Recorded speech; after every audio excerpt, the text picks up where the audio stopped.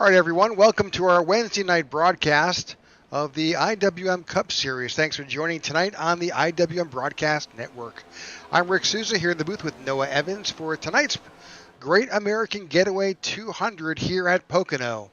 Noah, this is probably one of the more interesting tracks on the NASCAR circuit.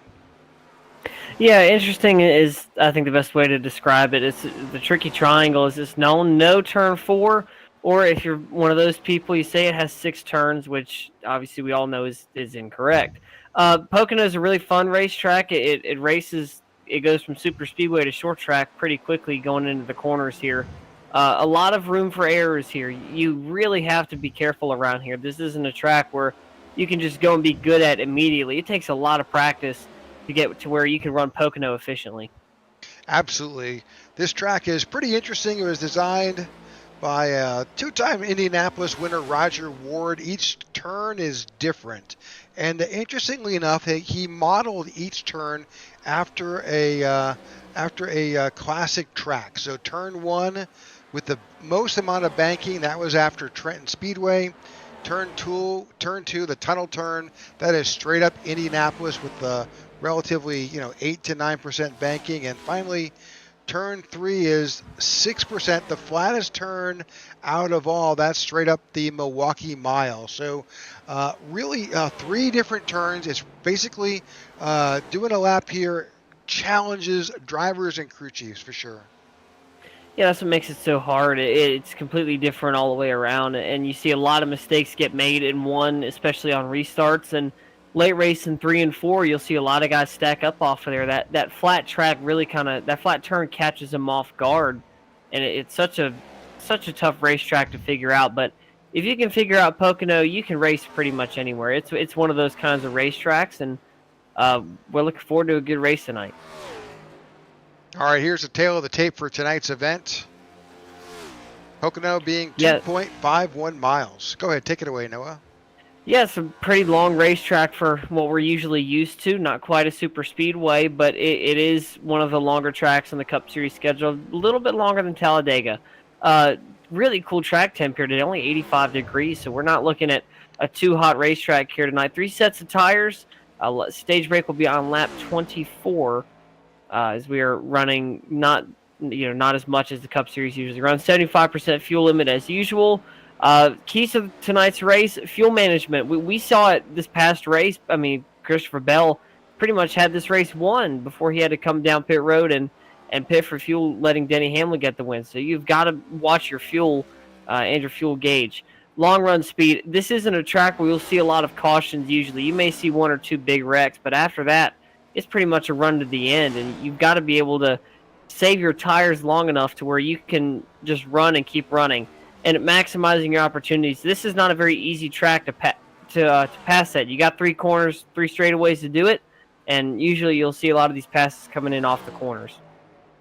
80 laps tonight here at Pocono. With our estimate right now, that fuel window is somewhere between 24 to 26 laps for fuel, being that 80 lap, and we will have a break at lap 24, so they should be able to make it to that stage break on a single tank of fuel. If the caution comes out, then fuel's not really an issue. But after that, gloves are off. It's going to be who can best figure out this track and who can save fuel and who can have some good green flag pit stops.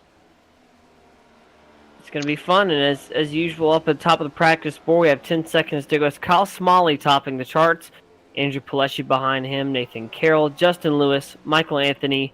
It's Sammy Harrell in the 6th place spot. A great run for the 43 team. They're looking to have a great run. And last week's winner, Brown in the 46. Now, that car has gained a lot of speed in the last couple of weeks. It's been fun to watch that 46 team get better and better. All right, so right now the drivers are headed into qualifying. That's about to kick off here right now, and we'll see these drivers appear on the track. It certainly takes a long time to qualify here. It's 2.5 miles. You get your out lap and then your 2 laps of qualifying. So you got a little bit of time before you get to be able to warm the car up. But it's going to be a pretty. I think qualifying here means a lot more than it usually does at other tracks. There's Jared Wishon in the number 17. He's been close a few times this season, ready to watch the 17 go out there to try to get a win this year. I believe the second one is what he's looking for. And that number 17 machine, a new paint scheme. Good looking paint scheme at that. The Ethica machine. Let's see what the number 17 can do. We'll put up the tower and wait for those times to populate. Again, as Noah indicated, it's 2.5 miles, and they've got to do one full lap around to warm it up, and then they've got 2 laps to put up their best time. Oh. So this will start his lap here. A little bit of contact there. Thankfully, he was on his out lap, so he will kind of throw away here. You can see just how much different 1 and 2 is. Unfortunately, we no longer have Trenton Speedway around to kind of gauge how it looks, but it was more of a bean-shaped racetrack. Had a weird kink in the back straightaway, and it was a very interesting racetrack, but unfortunately not there anymore. You can see there's Indianapolis, and just from that entry there, you can pretty much already kind of picture it there. Really fast in and out of that corner going down straightaway number 2. You can see that flat track there. You see a lot of guys get tight, make mistakes here. A lot of guys will tend to run looser setups just to kind of combat that. Really arcing the corners there to come off of turn 3. This first lap will be, get the time sheet up here, 53.43.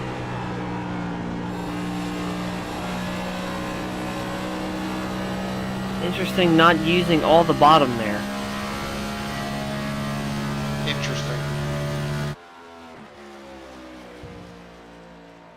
All right, we're going to see some laps populate. You see that Andrew Palesci right now has put up the fastest time with that lap, but we'll have to see. I'm not really sure how this plays out, whether the second lap tends to give you a little bit better time, or that first lap is the fastest you'll turn. See if he can pull it off here. So it's Palesci, Jones, Allison, your top 3.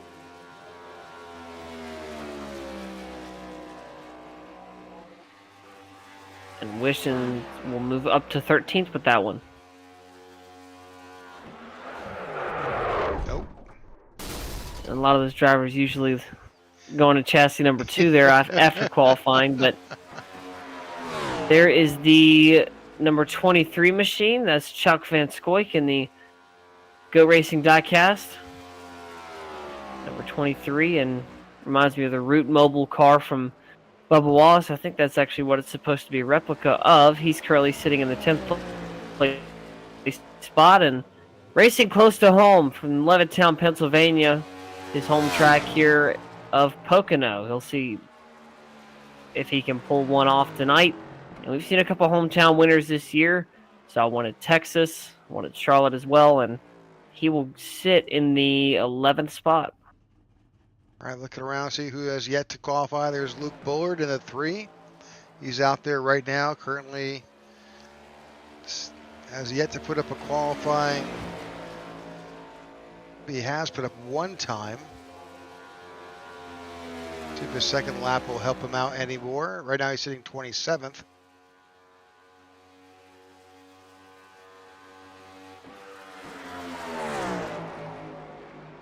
He works his way through turn 1 again. That's a relatively, supposedly the greatest banking, about 14 degrees as he heads now towards the tunnel turn.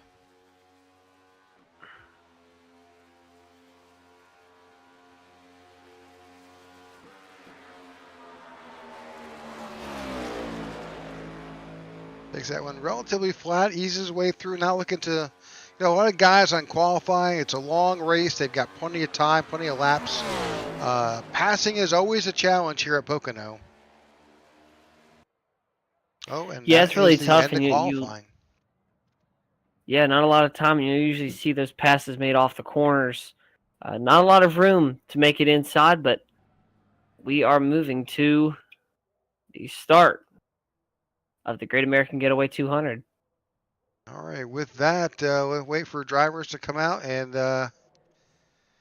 get on the grid.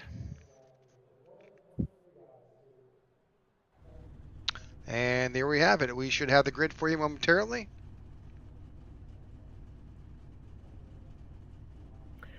All right, on pole position, the driver of the number 91 machine, Andrew Pileshi, grabs pole today. Outside row number 1 will be Kyle Smalley. Row number 2 is going to be Brian Jones in the number 4 and Calvin Allison in the 88. Row number 3 is going to be Zach Lindgren in the 85 and Nathan Carroll starting 6th. Row number 4 is going to be Walker Thomas in the number 1 machine. To his outside, his best starting position of the year, Roberto Ramirez. And rounding out this top 10 is Michael Anthony in the 14 and Tyler Clare in the 39. All right, starting in row 6 to the inside is the 46 of Jeremy Brown. To his outside is going to be Chuck Van Scoik. In row 7, you've got Justin Lewis and Sammy Harrell to the outside. In row 8, J.R. Houston and Cody Sturgill. In row 9, Jared Wishin and Matthew Wood. And in row 10, you've got Maxwell Caldwell and John Ledger.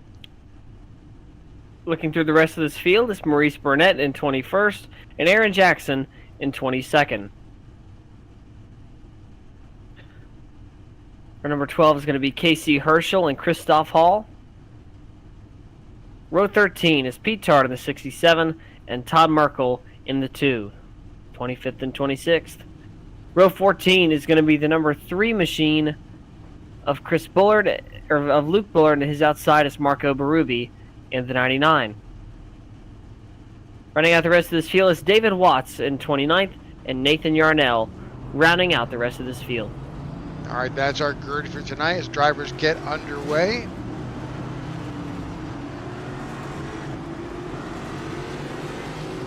As drivers power off, your pole sitter, Andrew Pileshi, is in charge of this restart.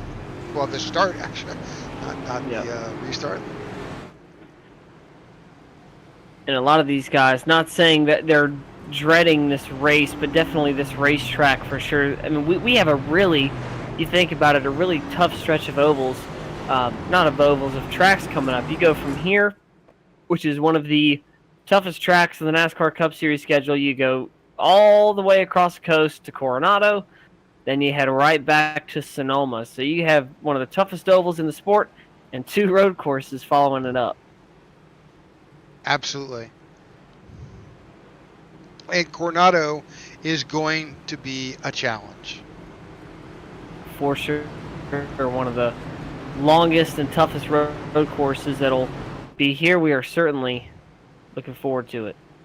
We'll actually be able to bring you that tomorrow night. Tomorrow night, Thursday night, we bring you the INRS Racing Series, and we'll actually be covering their event tomorrow night at Coronado, that 3.4-mile road street circuit that was built on the naval base in San Diego.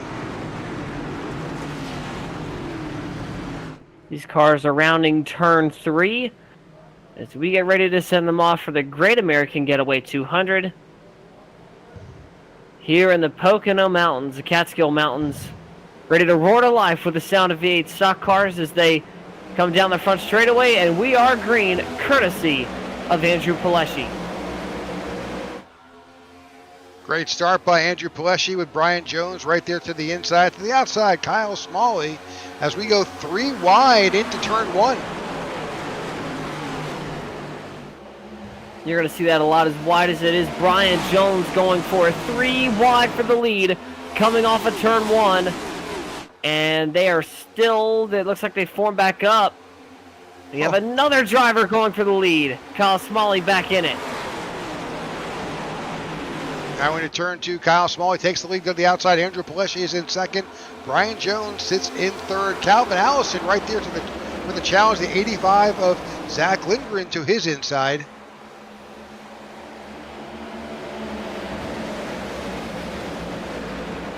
Allison up to the racetrack. He gets into the wall, and we saw that a lot on Sunday. You can see all the scrapes back there. A lot of drivers hitting the wall coming off of turn 3. And Smalley doing everything he can to keep the lead early on. He'll get it by Pileshi. Solid run by Kyle Smalley as he makes the best of that delta between himself and Andrew Pileshi and separates himself from the field.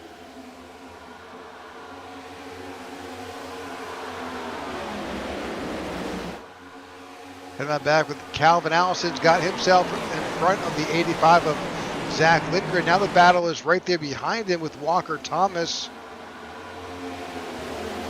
He's got a challenge with the 39 of Tyler Clare right behind him as he dips to the inside of Roberto Ramirez. Clare, a fill-in driver tonight, doing a great job in that number 39 machine. And I did speak to him earlier trying to figure out how to pronounce his name. If it was like the F1 driver, he said it is Leclerc. So I had to make a mental note of that. So it is Tyler Clare. And I finally figured that out. So it took me a couple of tries to get his name right, but figured it out. As Smalley still up in front here, 4/10 ahead of this field. He has Paleschi, Jones, Lindgren, and Allison in tow. And what a run for Calvin Allison in that number 88 machine. Has really started to come up on ovals. It's been fun to watch that driver work his way up through the ranks. And looking to have a great rest of the season if he can pull this one off. Kyle Smalley just hit the fastest time of the race on 52.81. Fresh tires and really just a great run. Clean air is certainly making the best of it for Kyle Smalley. A little farther back in the field, or we're nearly single file here as we try to see just what's happening here.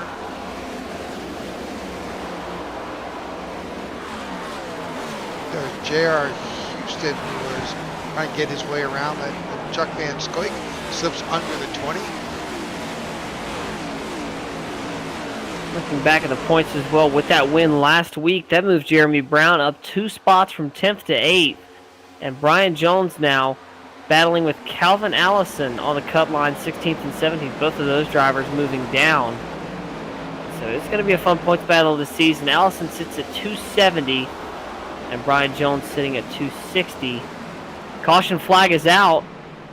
Matthew David Wood going around. And J.R. Houston involved as well. See the front end damage, the front left to nose to the 20 there. That might mean trouble for Wood. He's got a meatball flag. And more likely he's done for the night. Not good news for your second place point sitter. He missed last race at Michigan, and now he's out within the first 3 laps of this race. Watch the replay here with the 20. He goes around with a little bit of contact with the 43. Sammy Harrell. And the 21. And then, just no nowhere to go. Yeah, it's trapped. Say, heck of a paint scheme by Sammy Harrell. I will say that. That paint scheme will catch your eye and immediately. It kind of reminds me of the Kyle Petty peak ride that he used to have. That's what that reminded me of. So Houston with damage early on. Matthew David Wood with very heavy damage. He's got a meatball flag. Sounds like Houston got the least of it. Out of that one, he still has some cosmetic damage. See if he'll come down pit road, but Wood on pit road. Yeah, he's got some significant damage to that number 21. Getting back to the points real quick, you can see that Matthew Wood's right there. He's missed a race or two, so he was just getting back to it. Unfortunately, this is going to be a bit of a challenge here. We did see that Jared Wilson in the 17 and Maxwell Caldwell, they flopped spots here. They were Wishing was in 5th, and now Caldwell moves back to he moves back to 5th. Jared Wishing moves up to 4th. So Smalley still sits atop the board with 644, and I gotta tell you, that's a long way to go. That's a long amount of points to make up for sure. And the next closest driver besides Wood is almost 100 and something points back from Smalley. It's a big gap between those top 3 there. Almost 100 points separates them each. Walker Thomas, he's been on the up and up. He's grabbed a couple top 10s, a bunch of top 5s as well, and 2 wins on the season. And it's been looking up for the driver of that number 2 of that number 1 machine. However, Wood still sits with 5 wins, so this doesn't put him out of championship contention. Obviously, he will more than likely make the chase unless he doesn't make the rest of the races. And points reset at the chase line, so it's going to get everybody kind of back closer together. and possibly put him back within reach of that championship. Yeah, we're chipping away with just 9 races left. We got 2 road courses coming up. Matthew Wood is a pretty stout road racer, so we'll see what the next 2 tracks bring. Getting on that track myself for the at Coronado, 3.4 miles long, and it is super easy to make a mistake. Watch a number of drivers race there. Yeah, it's going to be a challenge. Yeah, I have no doubt in my mind it's going to be one of the tougher schedules, and also that Matthew David Wood has more than likely already gotten some practice going there. It's going to be a lot of fun to watch it. Obviously, it's a brand new street course, and it's going to be really fun to watch, even if it's just a one-off race. It's going to be a super neat racetrack. Obviously, great views of all of Coronado, the aircraft carrier, a lot of tight corners there especially, and it's going to be an awesome race for sure, but first we got to get through Pocono as pace car lights have turned off. It looks like Smalley has chosen the outside here, and Sammy Harrell will be the recipient of that EOL from that last incident. So it'll be Smalley, Paleschi, Lindgren, and Jones in the front 2 rows. All right, that should make for a good restart. Kyle Smalley has a teammate back there in Walker Thomas sitting back in 5th, and Michael Anthony is back there in 9th. Andrew Paleschi is looking for some help from other 1320s, but his teammates are a little bit farther back in 14th and beyond. So. Yeah, and it hasn't been a great stretch of races for Zach Lindgren either. He's dropped 2 spots from 9th down to 11th, so he's really looking to rebound some points here from 7th on. Really 6th on down is separated by less than 20 points. The drivers in 9th, 10th, and 11th all separated by less than 7 points each. Lewis with 346, Van Spoik with 344, and Lindgren with 341. So it's a very tight points battle there mid-pack. Yeah, once we get to the chase and those points are reallocated for those drivers, it's going to be very interesting. And it gives these guys an opportunity as well. It gives them a chance to all kind of break out and reassess themselves and the team and just try to get back going out there at a regular time. And it's going to be a lot of fun to watch how these guys can go full speed into the chase here. All right, about to go back to green flag racing here.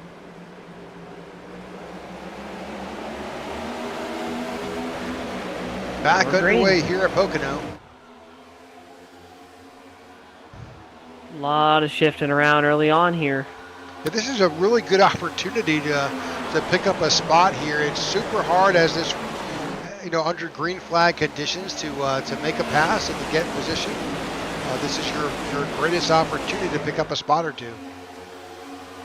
You see Smalley trying everything he can to break the draft there, going down the straightaway number 1, really doing anything he can.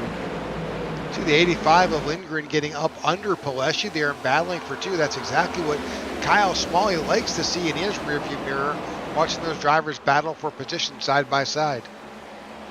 Yeah, and it's so hard to fight through this flat turn here. You get a great view of it, though, as Lindgren jumps the grass curb there. He's going to try to take that spot, doesn't get it to the line. I mean, you use all the racetrack. You come here to race on the racetrack. You get to use all of it, and they certainly use it on this straightaway. You can go about 5-6 cars wide here, and they're going to try their darndest to try and get it. So Paleschi running this outside line here. That looks to be a little bit better on these restarts when everybody's kind of closer together. A lot of guys making some good runs work there on the outside. There's some action back in the field. Not sure what was going on with the number of drivers. Jared Wishy was actually off track for a second there. Sammy Harrell trying to make it 3 wide here. Yeah.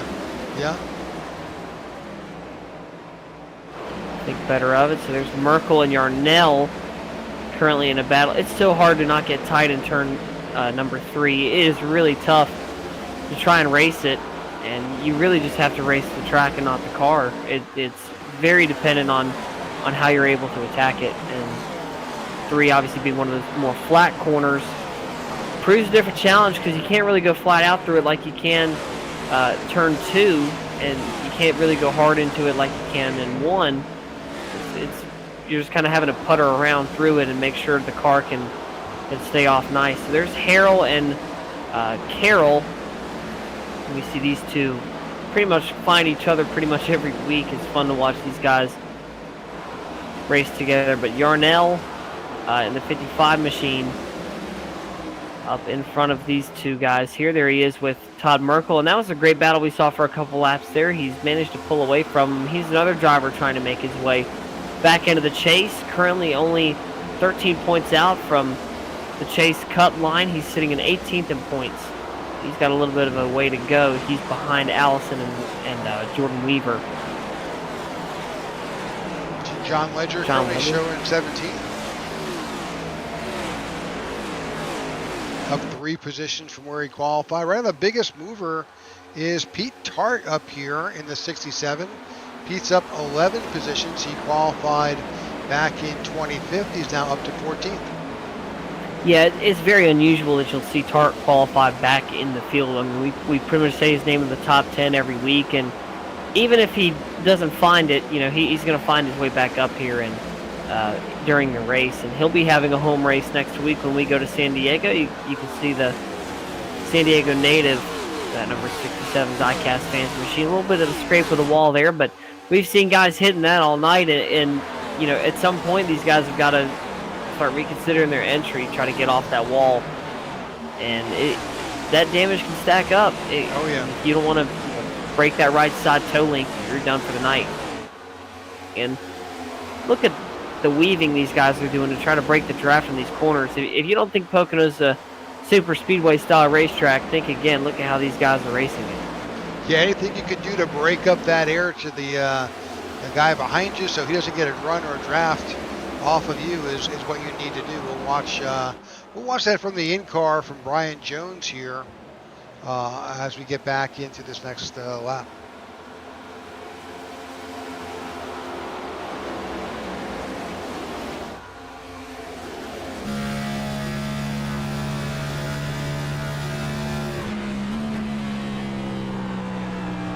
Brian Jones using a little bit of shifting there.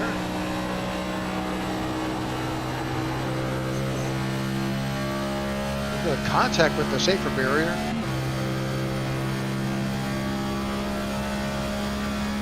They racing down towards the tunnel turn.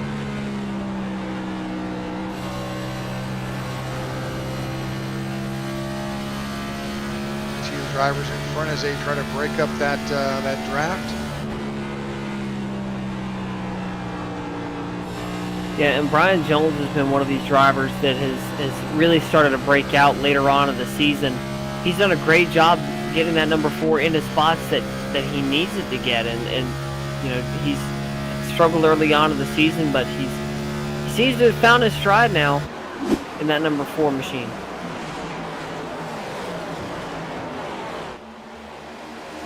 Solid run. He's got the number 1 of Walker Thomas on his tail.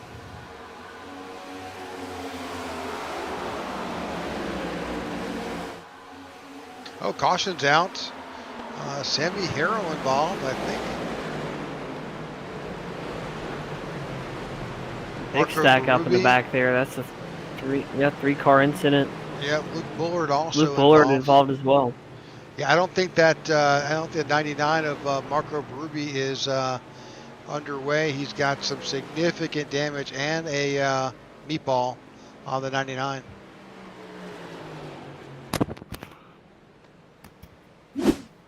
See if we can go back and see what happened here. It looks like we caught the tail end of us. There's a 43 of Harrell. So Bullard was already loose by that time, and looks like he gets it saved and then just doesn't have enough time. So Harrell gets the initial hit.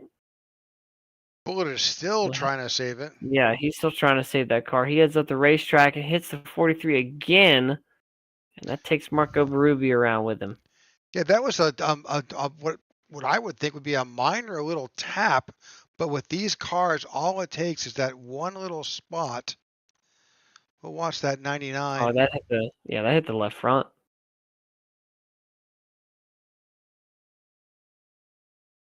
His right front, excuse me. Yeah, And that definitely knocked it out.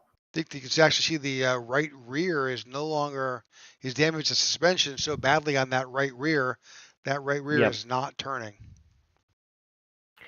That's a shame for the driver, the 43, too. He's on his way back up through the field after that incident, and fortunately got involved in that one. Not once, but twice.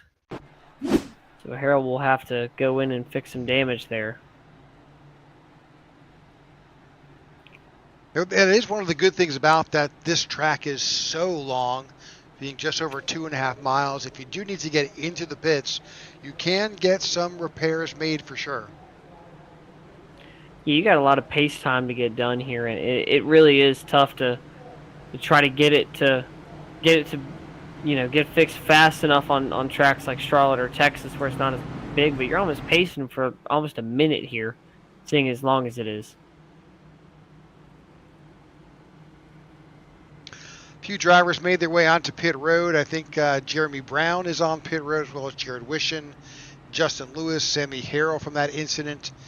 J.R. Houston is still on pit road from that previous involved incident there. And obviously Marco Berube from this past. Driver that I don't think we talk about nearly enough in the top 5 in points, and that's the 94 of Maxwell Caldwell. He's held that 5th place spot a lot of the season. 7 top 10s, 3 top 5s. Still looking for that first win this year. He's got 5 bonus points as well for the stage, and he's really been on his way up here. He's gained some good spots here, and that 94 trying to get his way back up through this field here. I believe he's sitting in the 12th place, 11th place spot there, and he's making his way through this field. There he is there in 5th. Great stats to go along with it as well. 38 stage points, 5 bonus points. He's really making a name for himself in this series so far, and we know it as well as anybody else does. Consistency wins championships, and Kyle Smalley really is a prime example of that. Yeah, all the number of drivers, Wishin, Caldwell, Michael Anthony, Lewis, and Chuck Van Scoik all looking to notch a win and put something in that column. They've had some great results and good stage points, but they really need something there. One of the numbers that you see there is Zach Lindgren back in 11th, but he's got over 41 stage points. Yeah, he's got a lot for sure. He really is just, he's been there at the end, and it's been great to watch that number 42 machine go out here. So I think we're back to green. Are we not underpacing anymore? No, we are still underpacing. Yep, still one. Lights are off on the pace car. We're green next time by. Yeah, so I got speeding up. I was like, dang, we go back already?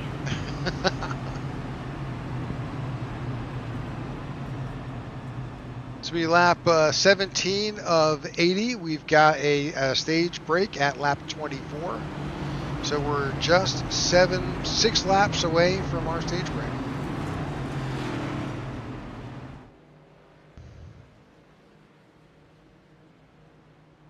So far, only our second caution of the night.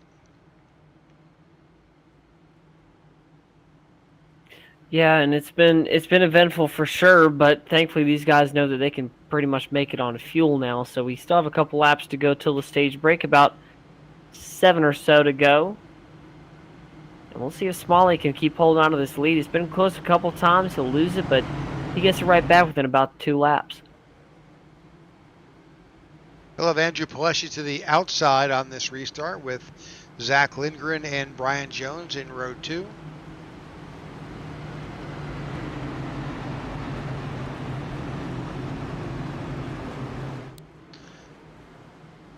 Balls out teammate back there in 5th is Walker Thomas, and Michael Anthony in 7th.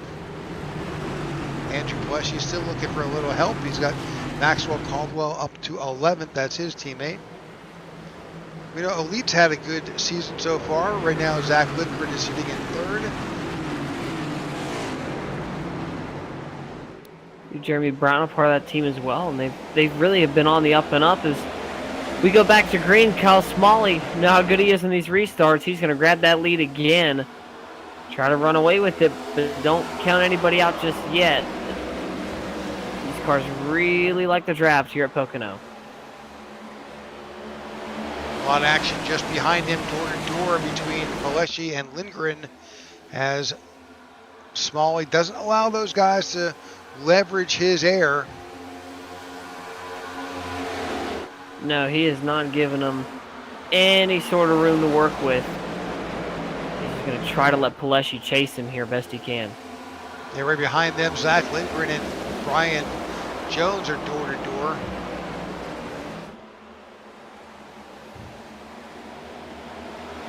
Battle just behind them. That's tight is back with Calvin Allison here. He's battling the 94 of Max Caldwell pretty tightly. They were battling, and then further on back, got Aaron Jackson there to the inside of Nathan Yarnell. They're 3 wide just there. Still almost 3 wide. Really tight there into the wall goes the 63. Carroll's going to try to recover from that, and Andrew Jackson really working hard to get by the 65. They're still battling door to door with the 12 and the 63 there. Break up a little bit there, but the 12 has a little bit of a run. Tries to get up to the bumper of the 63. Not there yet. Well, I'm back to the 49 of Casey Herschel. In the inside, a little loose there. You see Jared Wishon trying to find his way up. It's a little bit of a. Let's jump down and take another peek at these numbers here. Just see where our championship top 5 are. Obviously, Smalley out there. Wood having a tough day. He's sitting on back. He has retired. Matthew Wood has retired tonight. Thomas sitting in 3rd in points, currently P5. Wishon, as we just talked about, back in P22, and Caldwell in currently 8th. Yeah, really an uncharacteristic kind of night for that number 17 machine. Usually you'd never see him that far back in the field, and just unfortunately kind of struggling with Pocono earlier on. He's going to try to figure it out as we go on, but really way far in the back there. He's going to try to fight his way back up alongside Casey Herschel in the 49, another 12th place points in driver.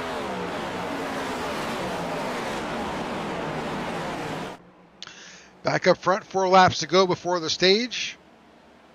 Kyle Smalley out there in clean air as he tries to separate himself from Andrew Pilecki. And these guys, I think the goal is just let this run green as long as he can.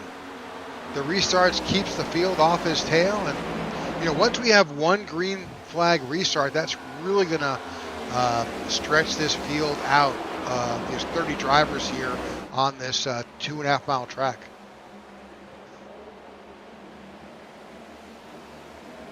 Four to go in stage number 1, and Kyle Smalley leading the way for us. He's led pretty much the whole way here. Caution's out, and that more than likely will be stage 1. And Maxwell Caldwell smoking heavy damage to the 94. Not sure what happened to the 94, but he has got a meatball, as does Merkel and Maurice Burnett. Let's try to figure out just what happened with these guys. There's Caldwell there. He's coming off of turn 3. We'll see if Burnett was initially up in front of him. I don't think he was. Looks like he just hit the rumble strip there, got up into the 14 of Anthony. Oh, into the barrels. Into the barrels, and then there's Merkel. Merkel gets a hit, and then the 8 gets into the back. How did Herschel go in there? He wanted a piece of it too. I want to see how Burnett got that meatball flag, because it looks like he just kind of locked the brakes down trying to avoid Merkel in the 2. So recap on the 8. I don't know on the zone here. There's number 8 in the background. You can see him in the light blue number 8 Good Racing Machine. So here he comes.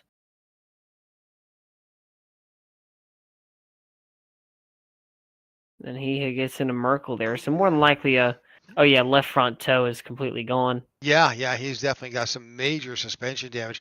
I'm not sure with the latest update. They seem, I could be wrong, but they may have played a little bit here with this model because we're seeing these cars really come apart. Yeah, it looks a lot weaker than it usually does, and not quite sure why that would be, but really interesting there that they're having it be that kind of like that. But nonetheless, unfortunate for Burnett as well, and for the number 94 machine of Caldwell. Was having a great points day, and this will put Jeremy Brown and Justin Lewis. And because this is the end of the stage here, it looks like Jeremy Brown may get the stage here. We'll see if we can get confirmation from the tower if that is it, or if that last caution was the stage. Yeah, as soon as we get that information, we'll pass it along. Haven't seen that quite yet, but the stage was officially at lap 24. We'll see how they actually score that. But right now, Maurice Burnett in the pits with some major damage. Casey Herschel in the pits, as well as Todd Merkel.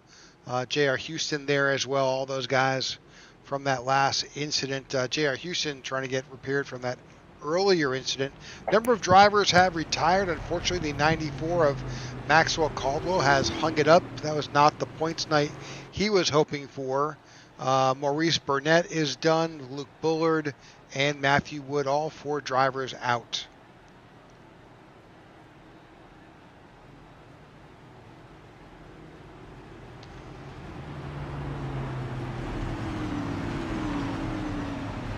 So the first 2 drivers out there, Jeremy Brown and Justin Lewis, they did not come in here at lap 22. They stayed out. They had come in about 4 laps earlier.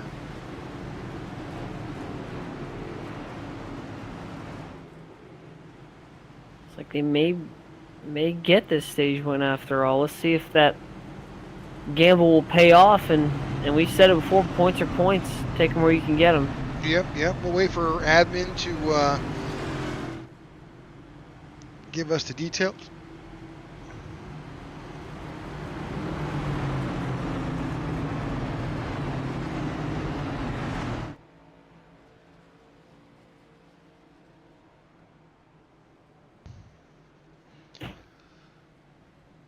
All right.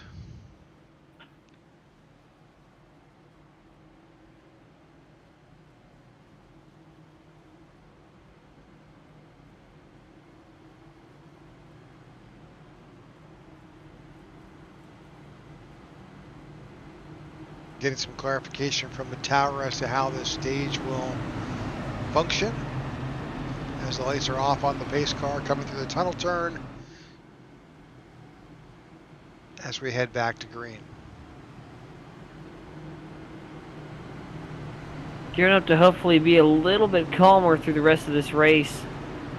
We've had 3 cautions, pretty decently spaced out, and about 10 or so laps between them. But it's been, other than that, it's been some great racing so far, especially mid-pack as well. Some great points battles to keep watch on. It's just one of those racetracks that, I mean, hey, there's action anywhere you look at Pocono.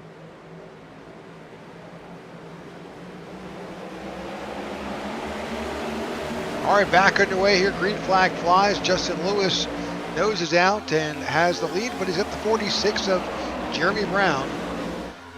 Stage results are in. Kyle Smalley wins the stage with Andrew Paleshi in second. Zach Lindgren in third. Walker Thomas is in fourth.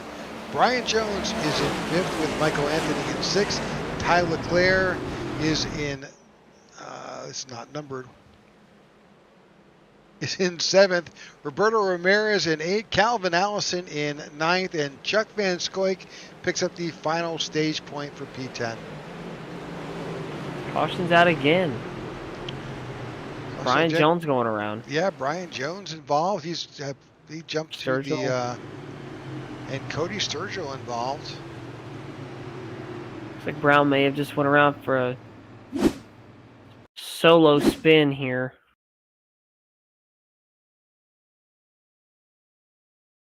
Yeah, these guys were up at the front. You got a Whoa. little bit of tap from the one. Got him a little sideways, and you see the 23 of Chuck Van Scoik also there. The one goes around as well. That's what happens to the 64. He gets backed into by the one. I think the 64 got the worst for wear there. He may have some left front damage there. No meatball And flags fly. yeah, somehow Jones got the worst of that. Didn't get the worst of that. I have no idea how that 4 is not just completely destroyed. We've seen cars get hit so far in this race and have meatballs with lesser hits than that.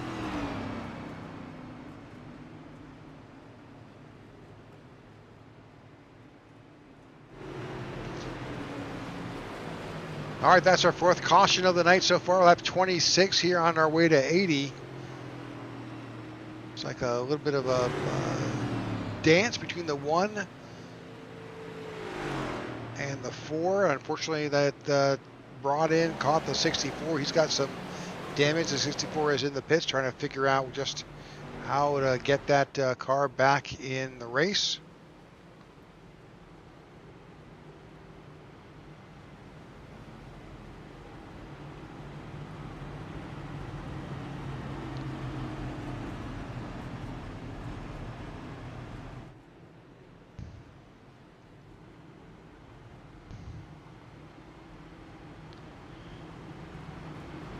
All right. Meantime, we thank you all for tuning in to the IWM broadcast of the IWM Cup Series here for this season. We appreciate those of you who are subscribed to our network. You'll get updates each and every week as we cover these races on Wednesdays and Thursdays. Next race after night broadcast is tomorrow night, where we bring you the INRS Racing Series at Coronado. Next week, we'll be at Coronado ourselves with the IWM Cup Series. Thursday night, we will be off as the INRS Series takes on Sonoma, and then we'll return to a full schedule the following week. Kind of like a recap of the race before with us, and then tomorrow you get a preview of Coronado and kind of get your first taste of what it's going to be like there. And it's going to be a interesting road course, I think, is the street course, I should say, to say the least. Yeah, super narrow in spots with lots of turns. iRacing did a good job. You'll see if you watched the race recently at Watkins Glen, you saw that iRacing had brought out and put in a number of strategic tire barriers in some of the bailout areas, especially coming into turn 1 to kind of corral that. Well, they made they scanned that Coronado track with NASCAR, and there are a number of those tire barriers in very strategic places. You've got to be super careful in getting around that track. And I'll say it again, it is very bumpy. I mean, it's a naval base, so there's lots of areas where there were streets intersecting with rail traffic, and it's a very tough racing surface. Yeah, I'm excited to see how these guys are going to handle it. It's really going to be a lot of fun.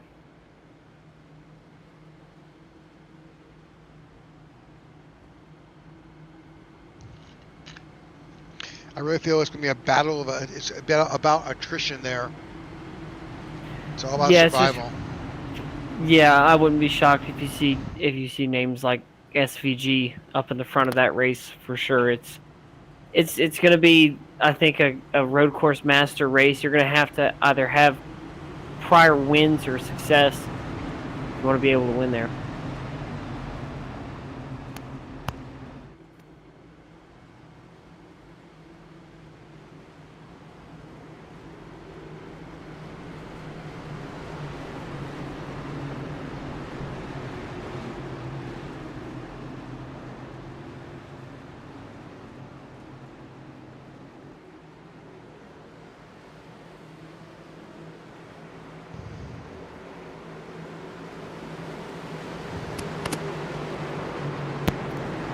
Pace car lights ready to turn off here. We're back up double file. Head down to the safety of pit road. We are back to green here at Pocono.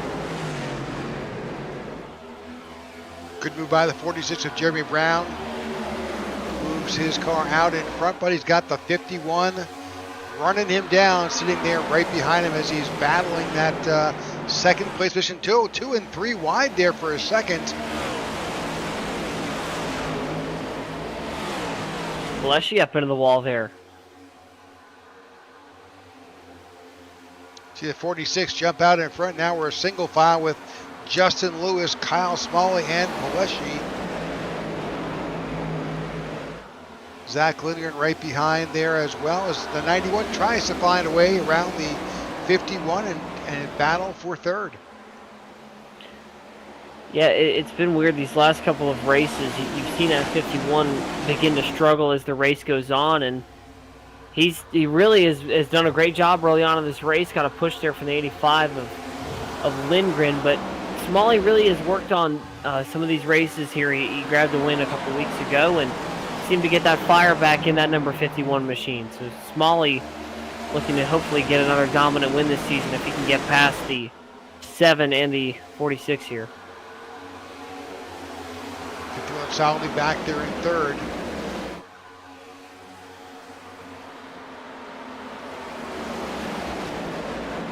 A little farther back, Pete Tar continues to chip away, finds himself up 17 positions to currently in 8th.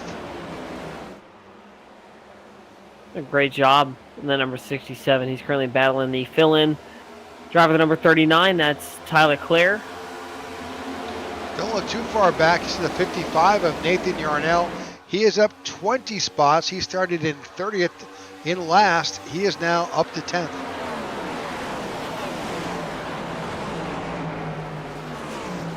So 55 cracks the top 10.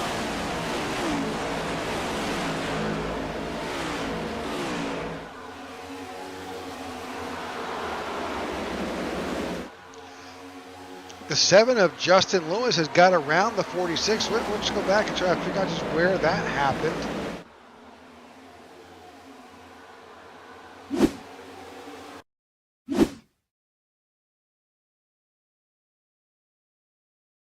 Looks like Brown might have gotten a little, yeah, looks like he got too low there. Yeah, out of shape. It allowed the 7 to get around him and take over that position.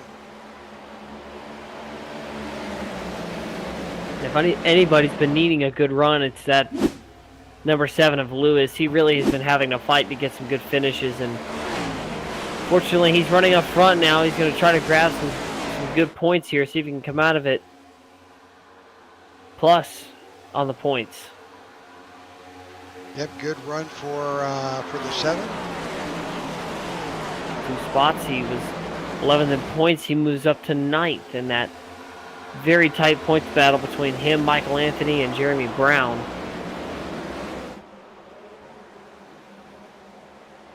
We'll see how long he can lead this. Bear in mind, he did not pit.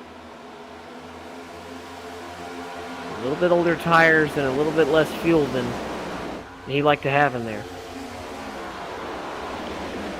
See what our telemetry shows. Not always the most accurate, but it's close. He's doing well, okay on fuel. But if we stay green, we expect to see him somewhere in around lap 42. Yeah, somewhere in the next 10 laps.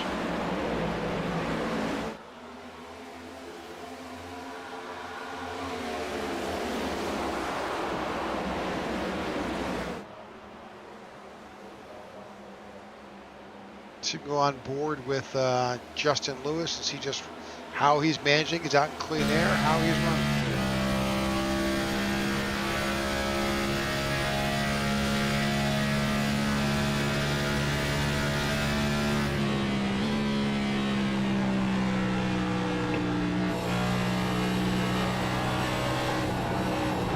Whoa. Super loose there. Yeah, scraped the wall. really out of shape there. He is really pushing this car. Caution.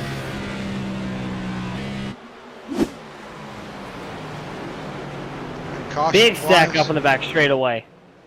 Brian Jones involved, as well as John Ledger.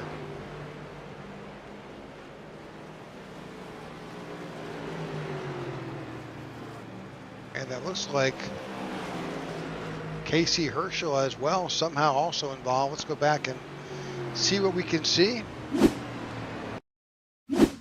Like it started here. Okay, so he looks like he already had damage.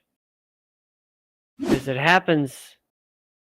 The incident happens on. Okay, so there's the 4 machine. 3 wide. There's Wishing and Harrell. Yeah, 3 wide. So the 4 gets up into the 17, gets into the 43, into the 4, and then it is just a mess from there. And Ledger almost gets. I gotta see that with Ledger and Harrell, because that was. Not sure how Harrell lost a left front fender when he hit the back. Okay, he hit the wall. Looking for a better shot. This may be the best shot here. Yeah, there you go. Let's see if we can get an above view of the. So he goes all the way down. And yeah, Harrell just coming back up the track. No place to go. Now let's see if we can get an above view of Wishing, because he had the worst of it. He went 3 wide there. That might give us a little bit better insight.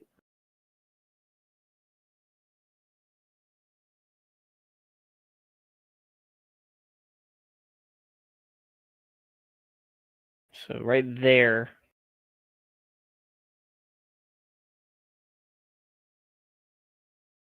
He's a little loose. Yeah, Jones was the worst out of all of them. Yep. He is big loose. So there he hits the 17. He hits 43, then gets back into him, and yep, just a big mess. 17 rides the wall after that. All right, number of drivers on pit road after that caution here, lap 36. Sammy Harrell, from that contact, he has got a meatball flag, so he's got significant damage on that 43 and has retired. So 43 is out. So we've lost. This has been a lot of attrition here at Pocono. Looks like 7, 8 drivers. 8 drivers have retired due to incidents and damage. It is not for the faint of heart. I will say that. No, not at all.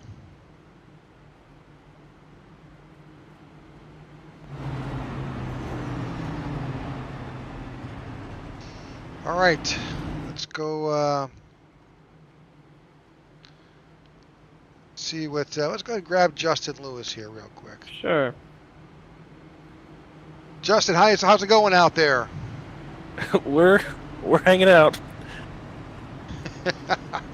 Well, I know you pitted last on lap 16 here. How's it going for? Tell us about your race. What are your thoughts? Well, just for really me and Jeremy both. I think we both knew when we pitted there with like 4 to go before they threw the stage caution that.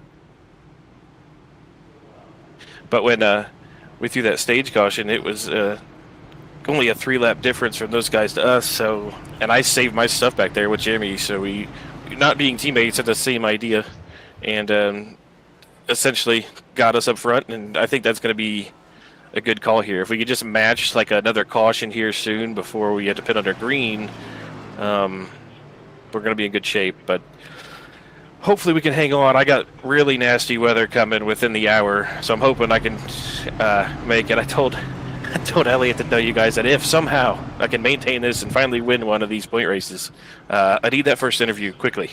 So we'll see how it goes. Okay. Well, good luck and be safe. excited for it, guys. So hopefully we'll see you at the end. Sounds great.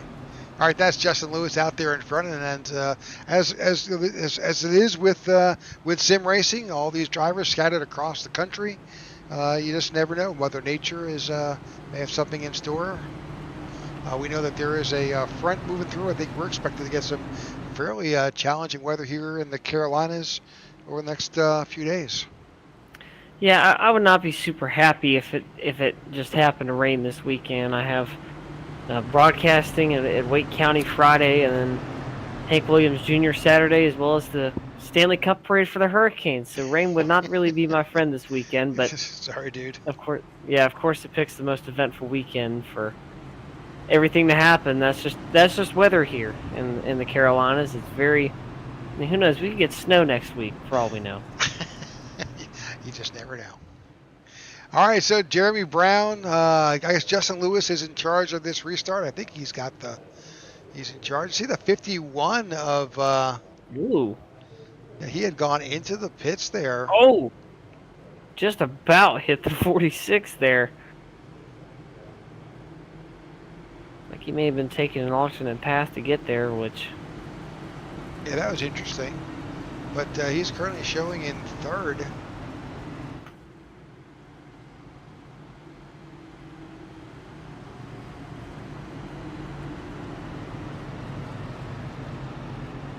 So a little slightly off the racing surface excursion.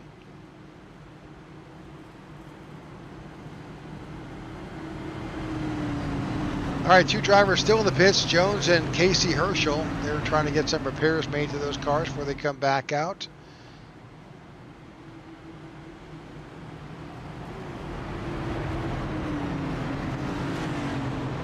We're now headed down the backstretch, headed towards the tunnel turn. Lights are off on the pace car. Seems we'll be going back to green next time by. Justin Lewis will be the control car. The race will start on him.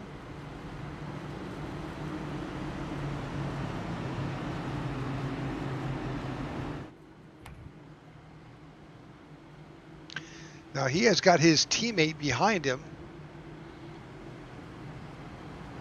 Jeremy Brown, and well, I guess he's kind of offset here. So you've got two elite drivers, Zach Lindgren and Jeremy Brown, up there in the top four. Kyle Smalley's going to get some help. He's got Michael Anthony there, and Justin Lewis has got his teammate Andrew Pleshy right there as well. So a lot of teammate options there in the top 2-3 rows. And getting a little bit of a draft is not a bad thing here at Pocono. It certainly is, and you know, we talked about the super speedway kind of style racing, and you're going to really see it on display here as Justin Lewis will command the outside here as we head through the restart zone. And they fire off nicely. We're back to green here at Pocono, just a little over halfway to go. Good jump by the 7 of Lewis. To the 46 of Jeremy Brown, sliding up into second with Zach Lindgren in third. A great run for the 85. He stayed up front all day. We have a good run of that number 85 Elite Designs machine. Don't look too far back, though. He's got Kyle Smalley in tow with the number 51 machine. I want to send a good get well message out to one of our broadcast partners. That is Jeff Needy. He typically is on our Thursday night series. Jeff had a little surgery done, and hope he makes a great recovery.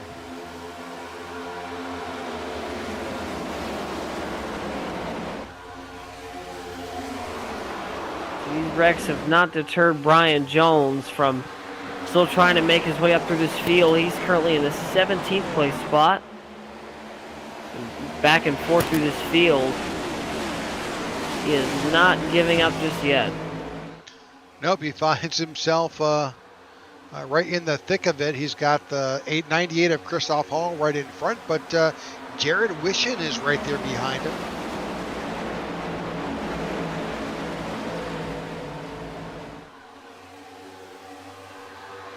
A lot of action as we look through the field, a lot of two-wide racing going on. See Yeah, the really 80, tight racing. yeah, 88 of Calvin Allison was there with Pete Tart, who now finds himself up to 7th. He's up 18 positions.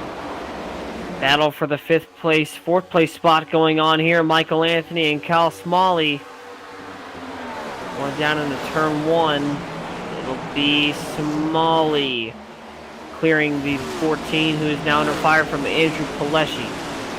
Smalley into the wall there. Yeah, big contact with the wall there for sure.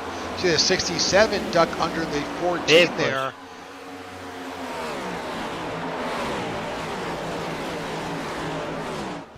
Gosh, Anthony just about ran out of room there. Thankfully kept it off with a 51. Yeah, those are teammates. That's Michael Anthony and Kyle Smalley. Those are teammates there with Andrew Pileshi, 1320, right behind them. 51 was a little wide there.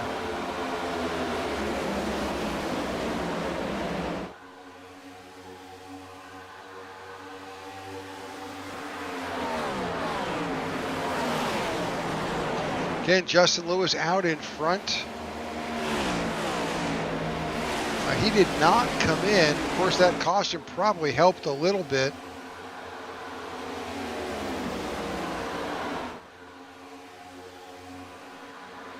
But he's got to come down soon. I'm really surprised he did not come in. Yeah, shocked as well. And a lot of these guys there's pretty much different strategy throughout everybody in this field.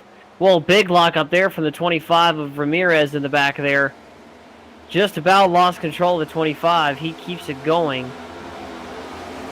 A lot of these guys fighting some we just saw it a little while ago, fighting some tight race cars, some loose race cars. Everybody.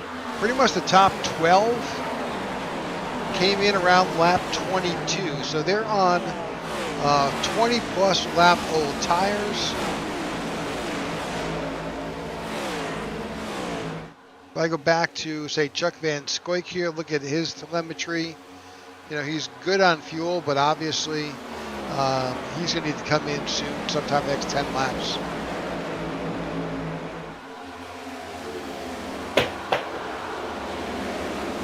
Look at that big push there from Chuck Van Scoik. Yeah, a number of drivers, if I go back farther in the field, like Nathan Carroll, Nathan Yarnell, Aaron Jackson, a lot of these guys came in on lap 35. So they've got lots of buffer, time to come in there, nearly full tank of fuel. So they've got they can bide their time before they have to come in.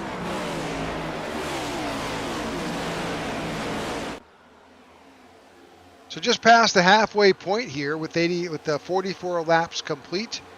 37 laps to go here at Pocono in the Great American Getaway 200 here in the IWM Cup Series.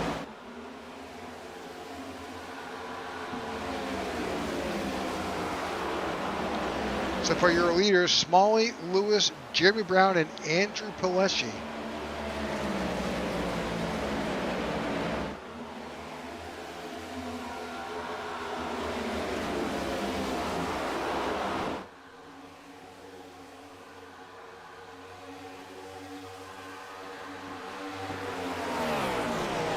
So far, attrition has taken out a number of drivers: Harrell, Sturgill, Maurice Burnett, Todd Merkel, Max Caldwell, Marco Berube, Luke Bowden, and Matthew Wood, all out because of damage.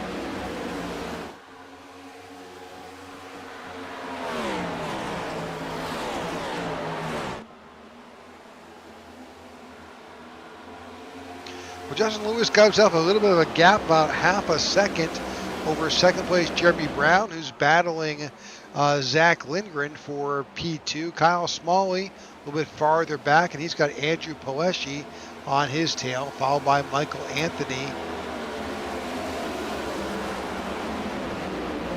Yeah, Anthony doing a great job in that number 14. He stayed consistent, stayed at the top of his top 10 here.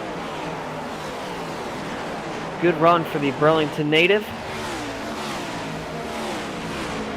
14 Bobcat machine trying to chase down Andrew Pileshi and Kyle Smalley, and I swear, it seems like we've seen those two together more than pretty much anybody else on track, Smalley and Paleshi. They've been right there at each other, and not saying you can consider it the battle for the lead yet, but Zach Lindgren has done an excellent job of distancing himself from those two, and he pitted with those two as well. Yeah, Zach Lindgren pitted on lap 22.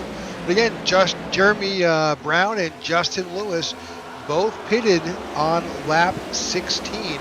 That was a long time ago, 31 laps ago. Of course, that's only possible because of the number of cautions that we've had. Yep. And they still have a really good set of tires in those cars.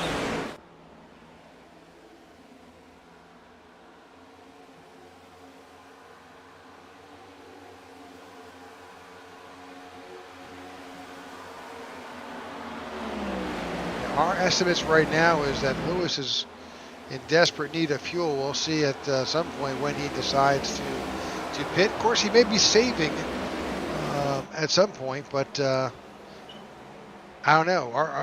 Our telemetry says he needs fuel. And this is not the track you want to run out of fuel. No, I mean, you're good luck coasting all the way around it. Thankfully, a lot of these guys we've seen have run out of fuel coming off of turn 3 or into turn 3, so they have that time to react, but it's not a gamble you can take very confidently here, seeing as how hard it is to stick fuel with these cars. But look at Michael Anthony. He has really caught up with these two here. Justin Lewis, our leader. But Michael Anthony has really caught up to these two guys. Smalley and Paleshi. Close the gap.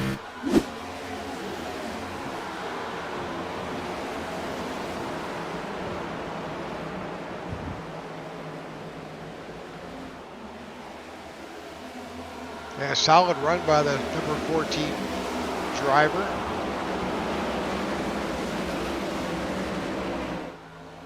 I would expect if you're Justin Lewis and you're Jeremy Brown's on the same lap you're hoping that you get someone to come in together. They can go back in and get it back out. A little bit of draft definitely helps versus being a single car.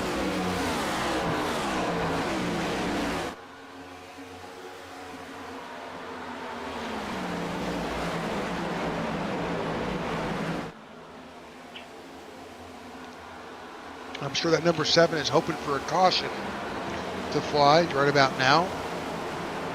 Yeah, he'd love to be able to pit with these guys, and we have about 30 laps to go here, 32 to go. We've completed 50 laps here. He has run 34 laps. It's certainly possible. Of course, a lot of that, we had a number of cautions here. Let's get a race recap real quick.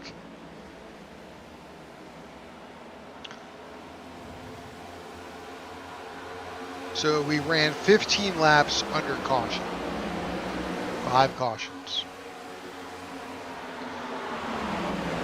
So those 15 laps, that's definitely a game changer for mileage.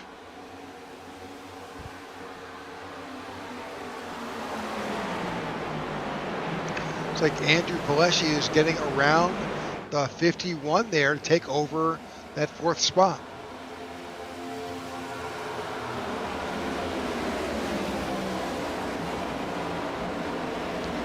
Of course, these guys got a way to go to run down that 85 of Zach Lindgren.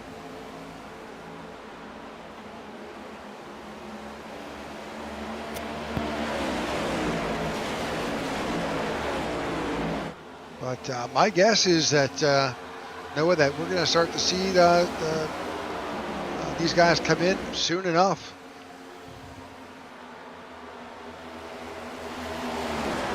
All right, Justin Lewis continues to lead here with Jeremy Brown in 2nd.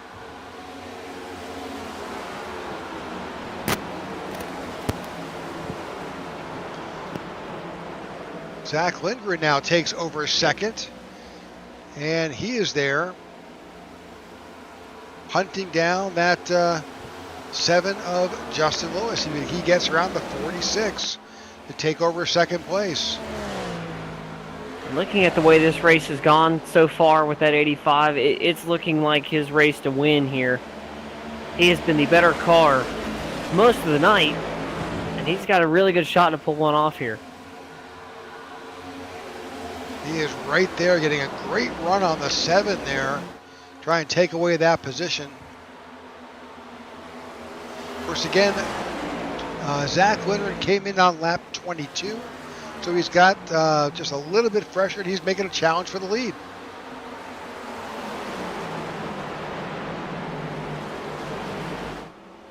And he is right there down on the apron. You saw him on that rumble strip, but he takes over the lead here. Justin Lewis in the pits, as well as Roberto Ramirez, both in for fuel. Yeah, it was a matter of time, and Lewis definitely running out of it there. So he'll take the gamble. If he can get a caution coming up soon, that may help him.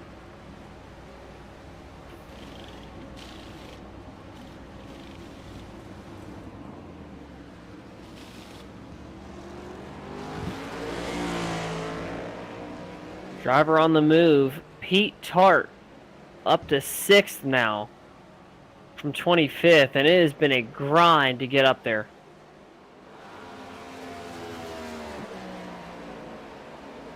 All right, Zach Lindgren takes over the lead. And a number of drivers making their way down to pit road under green flag. See the 46, the 51, the 14, and the 67 all on pit road. Green flag pit stops underway here at Pocono.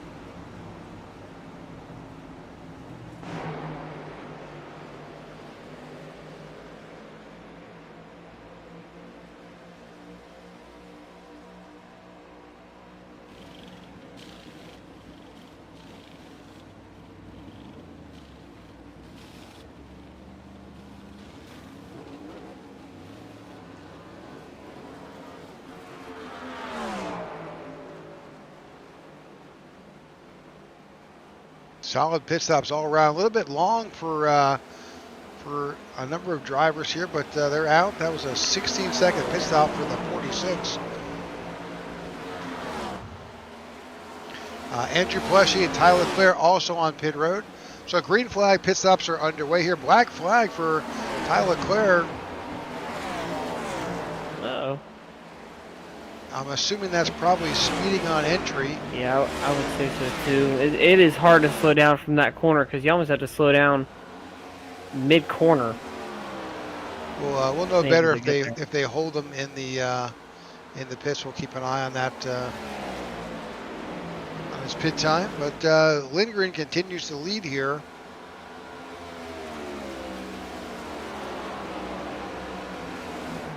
Again, number of drivers making their stops with just 26 laps to go.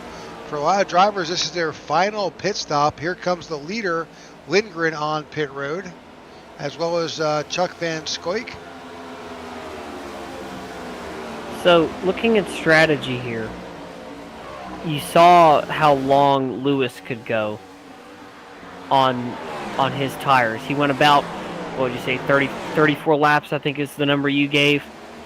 Yeah. There's 25 to go, so he's 10 to the green at this point. About, well, I'd say 7 or 8 to the green here now is Lewis, so he can push all he wants at this point. You have a lot of the top 10 coming in now. I doubt you'll see anybody else come in. Lewis pitting early might have been the call to win in this, because he's sitting in the 10th place spot here.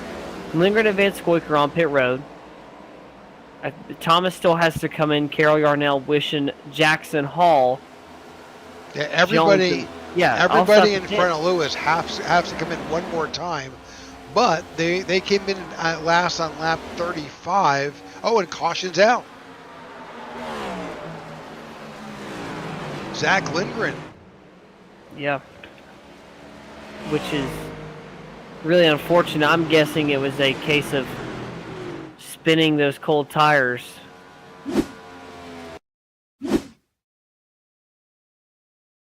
Yeah, looks like he just lost it on his own. Mm-hmm. Tried to save it, but Wow. unfortunately goes around. I'm not sure if he collects anybody else. Oh, yeah. Oh, The 46. yeah. I don't think that'll be too much damage for the 85 either. No, but the 46 got some major nose damage. Yeah. Let's see if we can find the 46. Really unfortunate for both of those cars. They were both having some great races.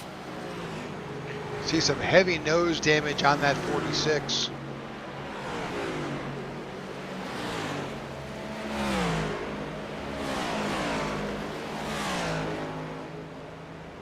All right, so I expect to see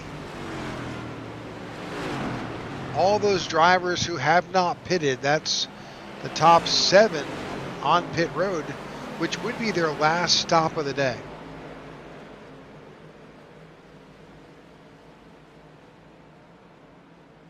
Yeah, I would assume that this is it right here. This is the final couple stops for these guys. It may very well be. Yeah, with just 58 laps complete, just 22 laps left in the race. Perfect timing to come in, top off your fuel, and get back out there. The challenge is you're going to lose position. Yep. Because everybody behind you has already made that stop.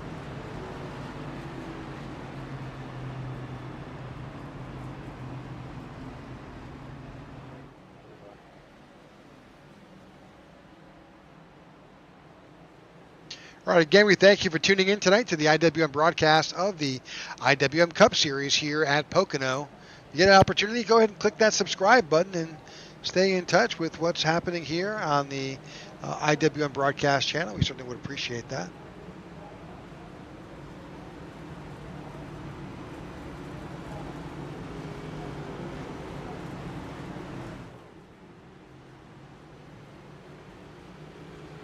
Thank you for your prayers for Jeff Lorraine. We certainly appreciate that. All right, we expected the only driver who did not come in that was expected to is the 63 of Nathan Carroll. He stayed out, as did Casey Herschel. We'll see how that all plays, but Nathan Carroll last pitted on lap 35.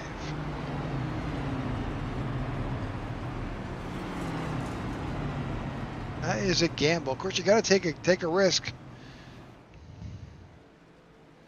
and I think that's what the 63 is doing. He's going to gamble. And that is certainly a call there. It'll be interesting.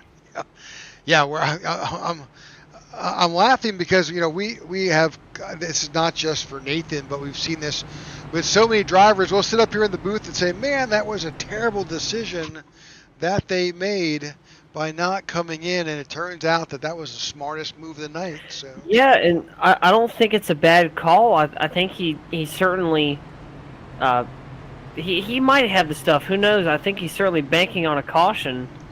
Yeah. See if we can pull the fuel up. I'd like to see what his fuel count is, because it certainly can't be a whole lot left on that number 63 machine. So right now he's got a quarter of a tank, maybe? I don't know how many laps that would get him, because we have about 20 to go.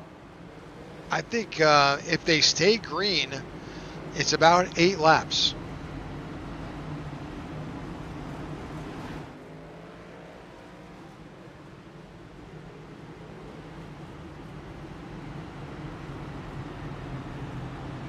So once we go back to green, he should have 8 laps before he has to come in. Of course, if you look at this is our 6th caution of the night. That's about a 10-lap average. So he's not wrong. We've been kind of seeing these cautions fly about every 10 laps or so on the average, but that's a gamble.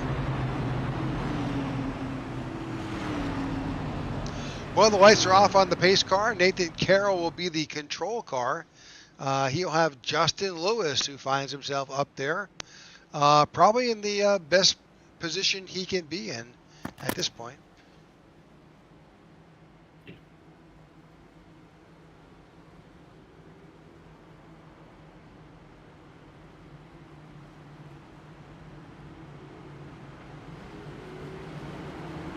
Justin hails from Columbus, Indiana.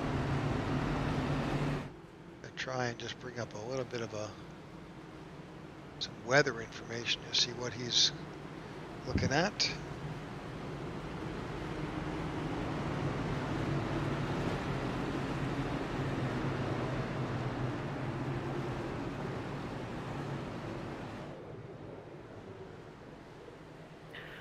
All right, so it will be Nathan Carroll with a massive gamble. Banking on a caution here, see if one will come out. 8 laps left of fuel here.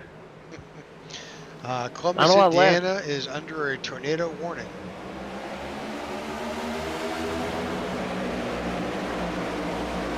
And ladies and gentlemen, that right there is one of the gutsiest men on the racetrack, Justin Lewis. I mean, heck, you won't see that anywhere else, so he's sitting third, sitting pretty with a good spot here. He's under a tornado warning. Under a tornado warning at home. Well, our prayers go out to you, Justin. Be safe. This is not as important as being safe at home. Alessi now, possibly his best shot of the night, almost hits the wall there coming off of turn 2. It really is, I'll tell you, it's really hard not to say 1 and 2 and 3 and 4 as collective corners here. I keep saying like they're coming off of 3 and 4 and there's only 1-3, but coming off of 3, Alessi looks for the lead, doesn't quite manage to get it. However, he is looking like the faster car here. The last time by he was faster. The 63. By about 0.2 as well.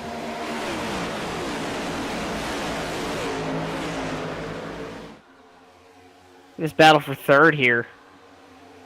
That's Lewis, solid, yeah. Anthony Smalley. All three in a train here.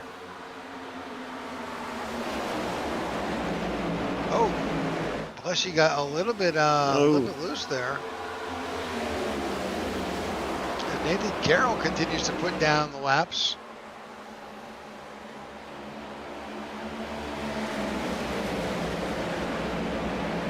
Lewis leader's last lap was a 55.057, so a little bit slower there.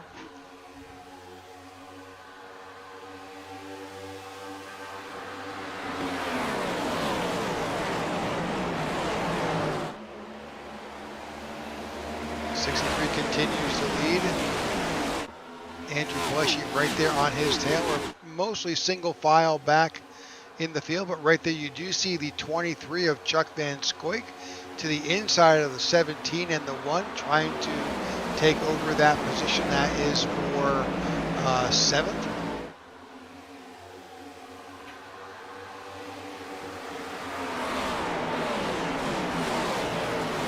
Trying to get around the 25 of Roberto Ramirez, take over 6th place. Another position for that 67 as he tries to climb in the top 5.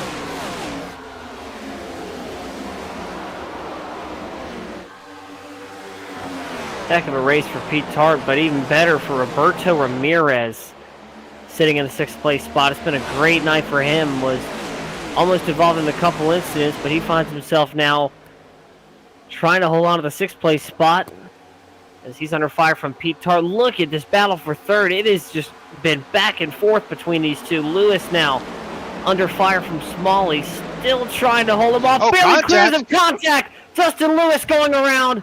Caution flag will fly.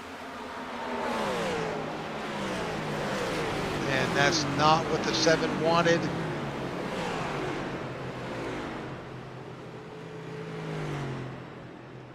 And an unlucky spin there for the driver of the 7, and the luck for Justin Lewis will have to wait another day,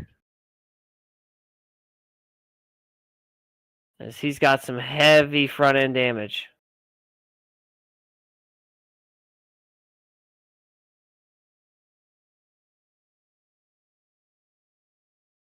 51 just slides up all the way into the left rear quarter panel, just unsettles the 7, and it gets winds up in the wall. Yeah, that's really unfortunate for Lewis. Had such a good run going. Looking to have a great points day, and unfortunately,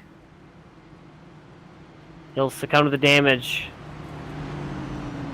And the number 7, he'll have to go to the back of this field. Yeah, he's currently sitting back in 16th, I think, or 17th. Towards the end of those cars, still on the lead lap. About 21 cars. Double check that number. Sorry, he is the last car on the lead lap. 17 cars. And I'll tell you, Rick, the damage does not look too bad for Lewis. Just looks like some front end aero damage. Yeah, he hit the wall pretty squarely there, but I don't know what he's seeing. He'll know more if he does go in the pits and get an assessment. But right now, that we expected, Nathan Carroll was due to pit, and he took this opportunity to come in. That puts Andrew Palesci currently out in front. Let's see if we can reach Andrew Palesci here.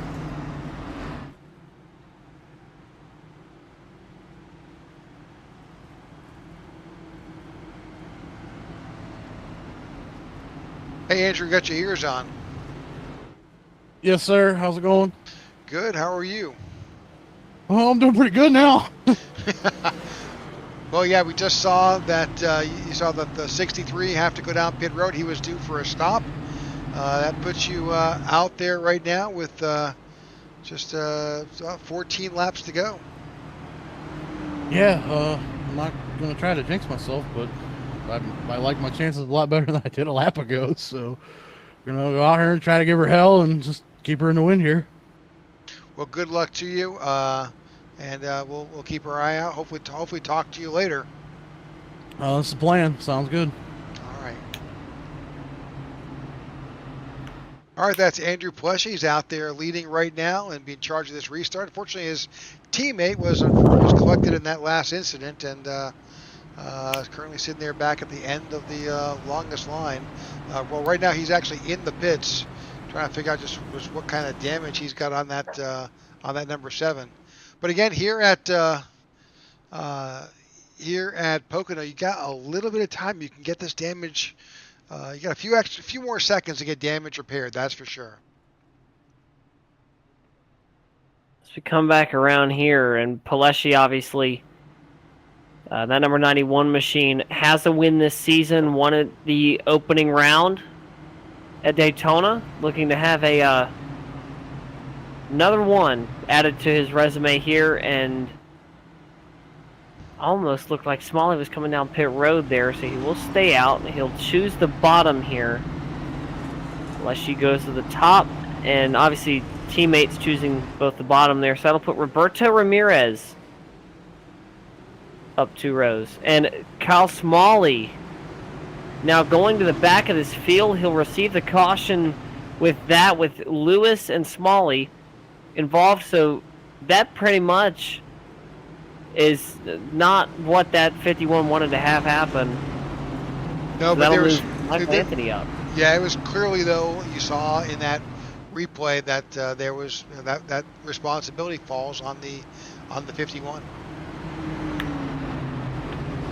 But you're right, that puts Michael Anthony now with balls out racing to the inside of Andrew Palesci on this restart. Again, these things are kind of, if Andrew Palesci can hold off these drivers, this is really the kind of lining up for him.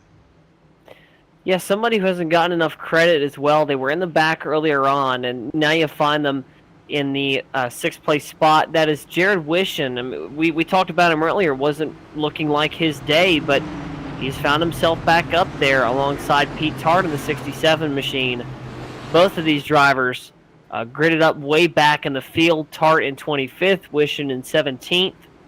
A lot of big movers in this field so far, but Palesci trying to start on pole and win this race, and he is really wanting to do it. So far, your rest of this grid here, so Anthony started in the 9th place spot, Ramirez in the 8th, Tart in the 25th, and Wishin in 17th. And rounding up the top 5, Thomas 7th.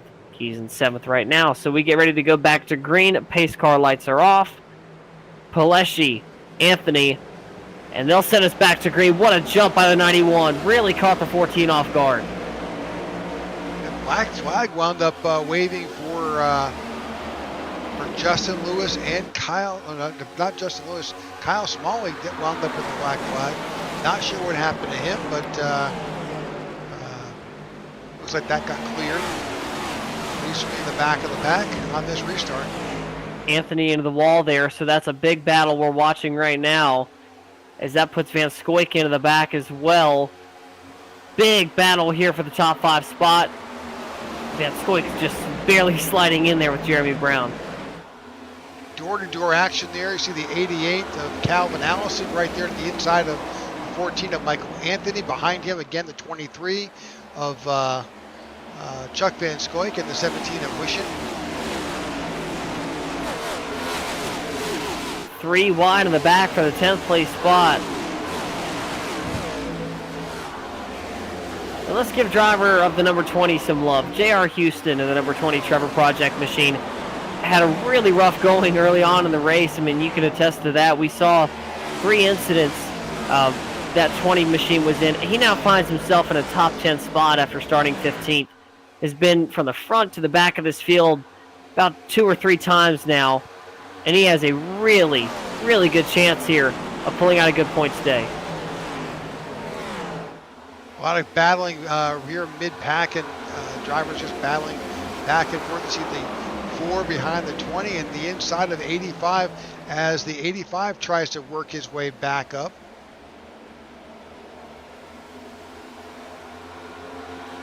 Oh, Anthony into the wall, and that 14 machine has really fallen off on this start here, which is very uncharacteristic. He has really dropped a lot of spots here. 10 laps to go.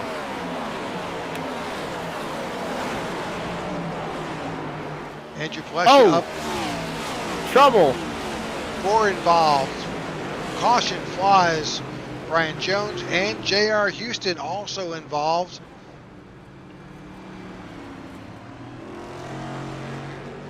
Just talking about the 20, and yeah.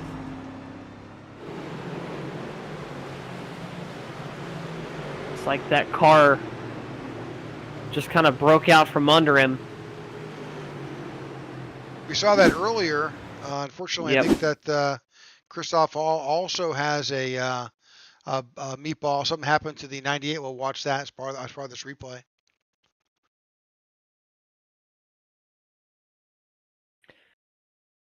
So from what I could gather from that, I went and listened to the in-car audio. That spin happened on the downshift.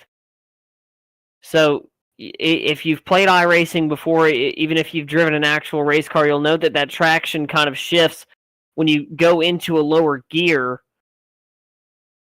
Let's see if we can get an onboard replay with audio with that. That really could kind of show it, because he definitely lost traction on that there, because you could see the car physically shift. Some of the 20?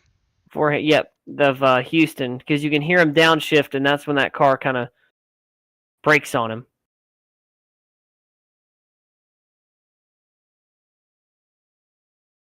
There's no audio. You can see the gear mark there in the top right of that little screen on the car. So here's Houston. Yep, right there.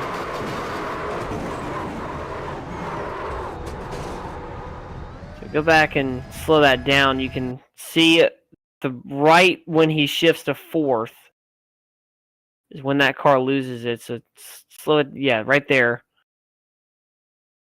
So if you keep it slowed here, watch when it shifts to 4th, how the car behaves going in here. Loose, right there. So you can correcting. Yeah, you can see the car kind of kicks there as soon as he gets that downshift, and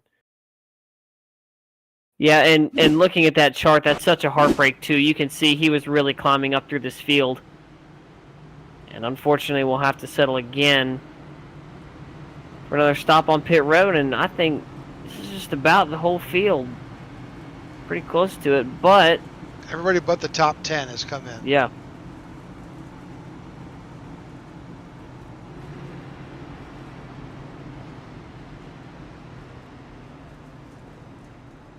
So 1320 Enterprises really sitting alone at the top here. Let's see if we can bring up the team chart where they're at. So you can see pretty spread out here, like we were saying, 1320 kind of sitting alone at the top here. Yeah, I think two of those drivers are out. Yeah, Peleshi's pretty much on an island all by himself. Justin Lewis was involved, you saw in that incident. Merkel and Caldwell, they're out.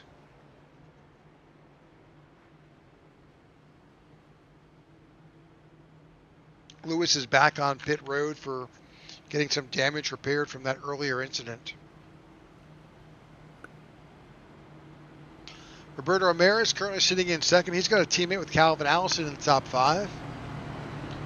Big charge for Roberto. He's up 6 spots and sitting in second. And depending on where Peleschi lines up, he'll be on that front row on this restart. And then balls out. Walker Thomas is out there. He's up there. He's got his teammates are back back in 13th and 14th with just 7 laps or 6 laps to go on. When we go back to green, he's up there by himself.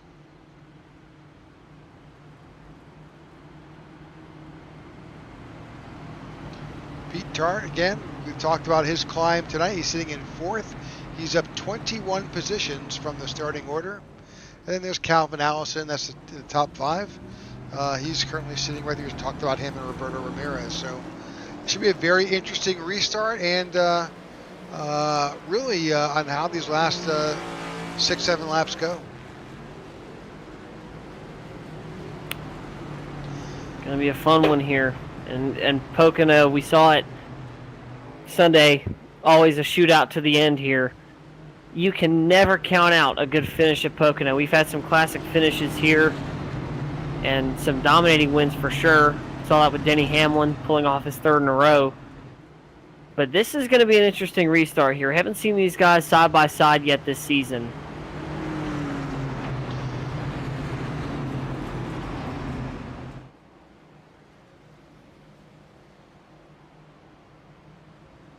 Well, the cars have pretty much played themselves out pretty well for Andrew Peleschi with just a handful of laps to go. If he can keep this together, he's in an interesting position. He has an opportunity to get another win. That's exactly what he needs. And right there for Roberto Ramirez, also an opportunity there for the number 25 driver. Yeah, it'd be a great win if that number 25 could pull it off. Still looking for his first this season. Would love to get one. He's sitting 19th in points, 3 back. But he has been on the up. He's gained 2 spots in the last 2 races in playoff points. Well, especially in the way that this season goes with points for winning a race, it's automatically at least a 15-point delta between yourself and the next point getter. So that's a huge bump point-wise. Yep, and Jackson, Yarnell, and Jones, the 3 ahead of him, none of them have had great days today, so it'd be big in points for him if he could pull off. All right, back to green through the restart zone here. On lap 73, we'll come to 74. That time by 6 laps remaining for the lone driver for 1320 Enterprises, Andrew Peleschi. To the one of Walker Thomas dives down low, trying to take over that position, take over second, and he does. Look back in 3rd. Here comes Pete Tart looking to the inside of the one of Thomas. Tart trying to get his 2nd win this season. He'll duck down to the inside. He's door to door with Walker Thomas. A little bit of contact between those drivers. That's exactly what Peleschi wants to see in his rearview mirror. And he clears him, but drifts way up the racetrack. He'll keep that spot for now. Tart takes over second.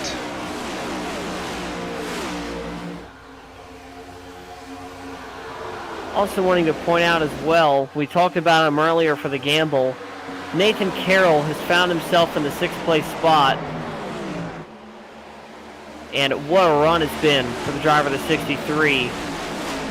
Doing a great job here. Yeah, with six laps to go, he certainly has opportunity to claw back a few positions. He's got Jared Wishon right there as ahead of him, as well as Calvin Allison. He can get by those drivers and get back into the top 5. Hart barely scraped the wall there. And Tart's taking advantage of everything he can. He pitted last on lap 53.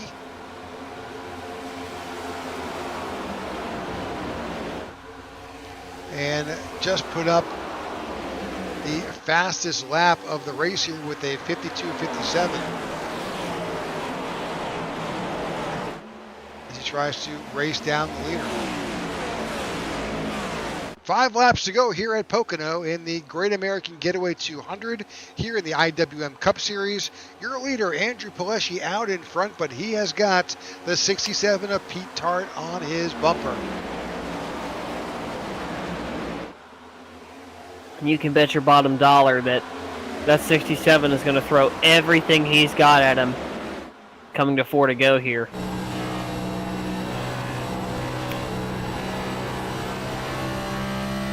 That 67 looking really tight there. Yeah, he was vaping it around through that corner for sure. We'll listen on board as he gets into 1.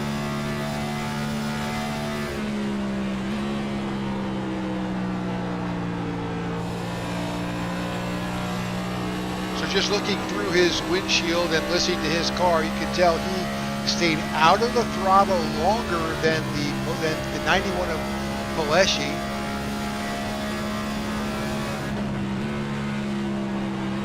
We have 4 different teams in this top 5 here. 1320 leads the way. It's Elite Motorsports of Pete Tart in second.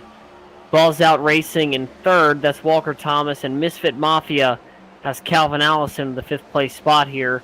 Wishon is a part of Elite Motorsports as well. We're coming down to the wire. 3 laps to go here in the Great American Getaway 200. And it is all Andrew Paleschi up front.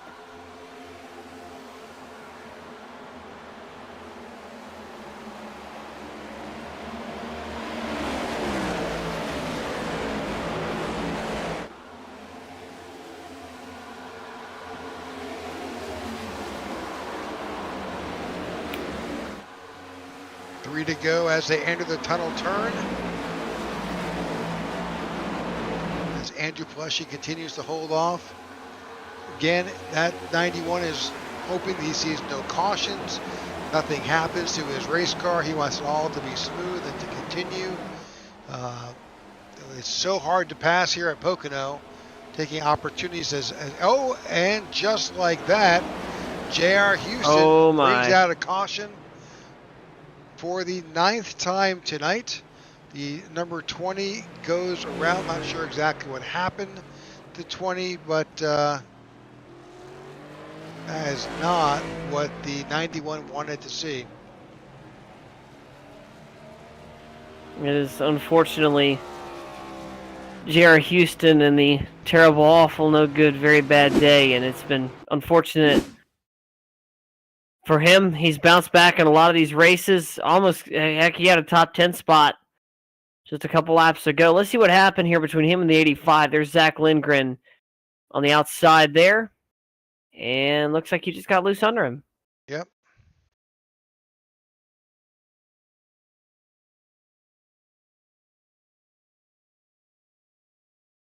So we have a green, white, checkered coming to the finish. There's a little contact between the two. Yeah, I can't really pin that on anybody. I mean, I think that winds up to a racing incident more than anything. Makes sense. Just from my point of view. Yeah, they were both going for the same bit of real estate. They got together, and unfortunately, 20 spun out, bringing out that caution.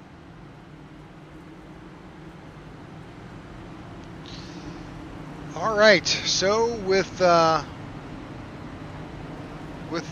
we're gonna, as Noah said, we're gonna go to a green-white checker here, and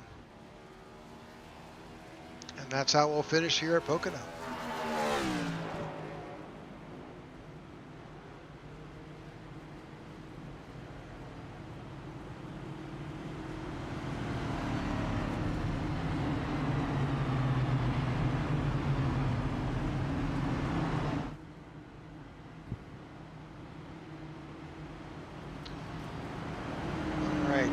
Well, let's see what we got here.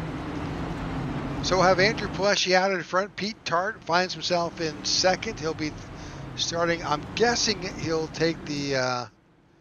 Well, I don't know. I don't know where Pleshy will put himself. Does he take the inside or the outside? Yeah, it's going to be interesting to see how he's going to be able to pull this off. And he's chosen the outside the last couple of times here. So I'd expect him to choose it again. He's got Pete Tart behind him, who's been on a heck of a tear this race. Come all the way from the back, and he is hungry for that win. Now that'll put Walker Thomas and Jared Wishing. Great battle back for the 17 driver. We saw him, he's up 13 spots, but he was up at the front early on and cycled back through a number of challenges. Let's go back and see that 17 car. You can see from that chart there, he was as high as P4 earlier right now. He's currently high as P4, but he's been low as P28 in this race. You look on the top of your screen. If you look on the ticker, you are not seeing things. Kyle Smalley back up into the top 10, and that did not take that 51 machine long.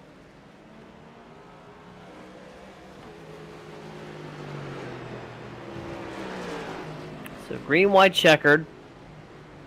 Pleshy on the outside. Tart on the inside. And that really is where both of those drivers have been best, respectively. So Andrew Pleshy is hoping to get all the way around. He's going to make this, when that green flag flies, he's going to make he and the rest of the field have to make a clean lap back to get that white flag, and then it's whoever wins at that point. No caution can change the events here.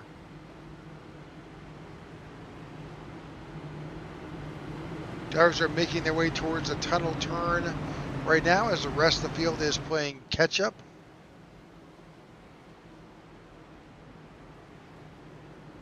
Justin Lewis, who was battling before for the lead, now finds himself back in 15th.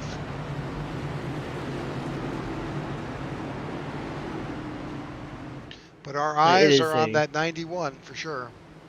Yeah, and it is a long pace lap here at Poconos. They're getting ready to come into turn number 3 on a restart double file for hopefully the final time tonight, because we're making really good time here at 10:49 here on the East Coast as we get ready to send them back to green for a green, white, checkered finish. Andrew Pleshy, Pete Tart, both of these drivers hungry for another win this season. And we're back to green. Pleshy with a great jump on the outside line.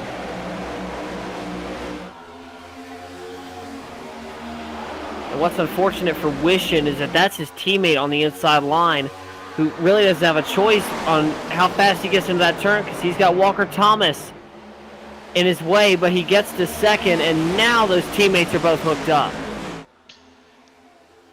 Pleshy battles off that charge that Pete Tart had almost under him.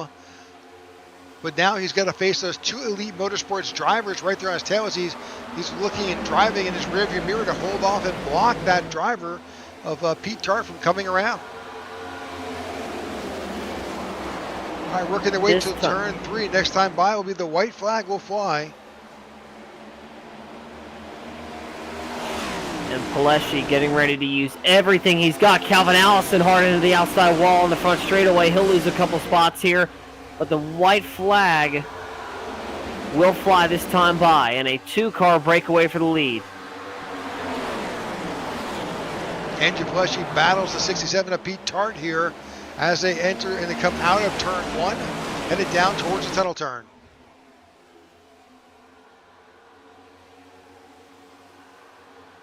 Andrew Plush has a trunk full of Pete Tart there, who's got all the help from his teammate, the 17 behind him, with Walker Thomas right there in tow. Tart throwing it all the way in the final two corners, makes contact with the wall, and that looks like that'll do it. Andrew Pileski, his second win of the season, won it at the start of the year, didn't know when his next one would come around, and it looks like it's going to happen here at Pocono. They're side by side for second, but Andrew Pileski collects the win here at Pocono. Second will be Pete Tart, Jared Wishon in third, Walker Thomas in fourth, and Nathan Carroll, after a huge gamble, will round out the top five. And what a finish here at Pocono. Fabulous racing here. Great finish. What we expected for sure here at Pocono. Yeah, it was a great run to the end here by both of those guys, and really thought Tart was going to get it done there in the end, and just couldn't quite pull it off there. But Tart with a heck of a run, definitely a race that he can be proud of, coming all the way up from 25th, as well as Wishon coming up from 17th as well. Both of those guys can certainly be happy with that win, but Andrew Pileski is going to be the happiest of all, winning from pole position. And what a win for the driver of the 91. All right, we'll watch Andrew Pileski as he comes up and celebrates his win here at Pocono.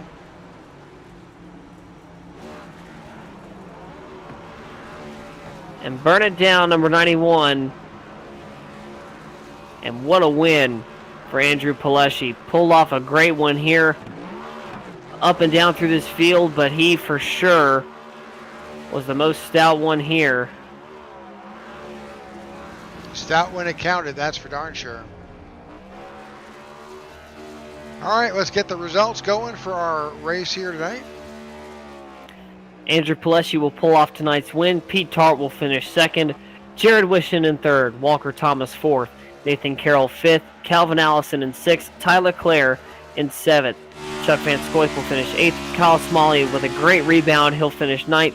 And Nathan Yarnell, after some troubles earlier on, he'll finish 10th. All right, in 11th, Michael Anthony. 12th is Jeremy Brown. Zach Lindgren finishes in 13th, with Aaron Jackson in 14th. Brian Jones in 15th, Justin Lewis in 16th, Roberto Ramirez in 17th, J.R. Houston in 18th, John Ledger in 19th, and Casey Herschel is in 20th. Rounding out the rest of this field here, David Watts will finish 21st, Christoph Hall 22nd, Damien Harrell 23rd, Cody Sturgill 24th, Maurice Burnett 25th, Todd Merkel 26th, Maxwell Caldwell 27th, 28th Marco Berube, 29th Luke Bullard, and Matthew David Wood in 30th, and that'll round out your field here at Pocono. Pete Tart gets the Hard Charger Award. He's up 23 spots to finish second, and a great run for the 23 machine. Kyle Smalley had the most laps led with 22nd. He rebounded for 9th. Pete Tart set the fastest lap on lap 75 with a 52.566, and Andrew Pileski from pole to victory lane will be your pole winner tonight and your race winner. So total of 9 cautions so far tonight. We're 27 laps, 7 different leaders and 6 different lead changes, and just an overall great race here at Pocono. A great night, and ready to see and hear some of these drivers' opinions in this race. Obviously, a great one here for Wishon and Tart, and I'd like to hear their journey coming up through the field here. All right, let's welcome Jared Wishon to the broadcast booth. Jared, congratulations on your finish.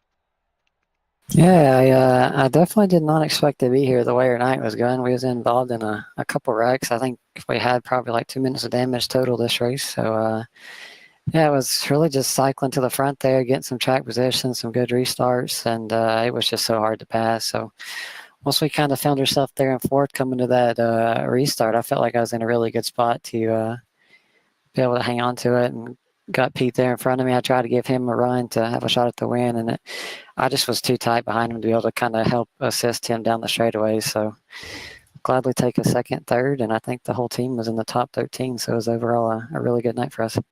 Yeah, really looking at the chart here on the broadcast, you went from third, you went down to 28th, and it was just pretty much all the way up from there. had a couple discs, but you come back for third. Tell us about the strategy it took to get here. We saw a lot of guys gamble their tire game and fuel game. What was the strategy going in there with about 20 laps to go with that caution?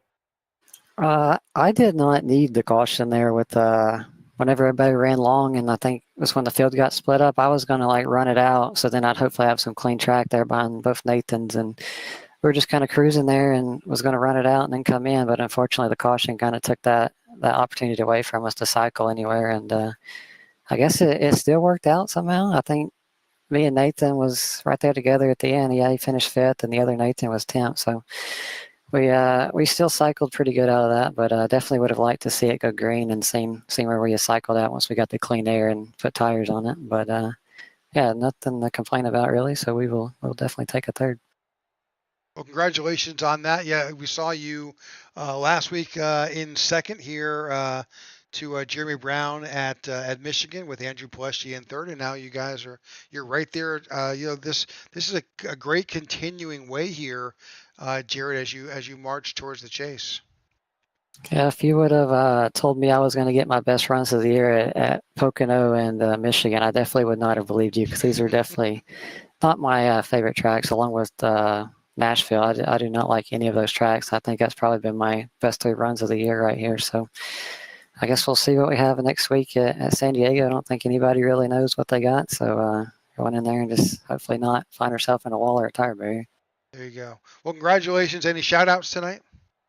I just want to thank Ethica for being on the car, Premier Racing Setups, Diecast fans, Circle B Diecast, and shout out to all the teammates tonight. And Nathan Carroll was in there working with us, so shout out to him for hanging out with us during the race. And like I said, it was a good night for the team, so we'll definitely take that. And thank you for broadcasting.